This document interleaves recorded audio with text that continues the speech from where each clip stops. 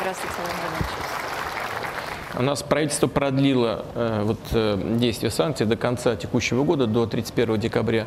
Будем смотреть, как будут складываться наши отношения со странами, которые вводят ограничения в отношении нашей экономики. Что касается бесконечного продления каких-то ограничений, если наши партнеры в отношении нашей экономики санкции будут снимать, то мы тоже должны будем это делать, иначе мы столкнемся с проблемами в рамках ВТО. История России показывает, что мы, как правило, и жили под санкциями, начиная с того момента, когда Россия начала вставать на ноги и чувствовать себя крепко. Это было на протяжении всей нашей истории. Я уже не говорю даже про советское время, но и раньше это было. Еще до Октябрьской революции, так называемой. Ведь ничего такого не происходит экстраординарного.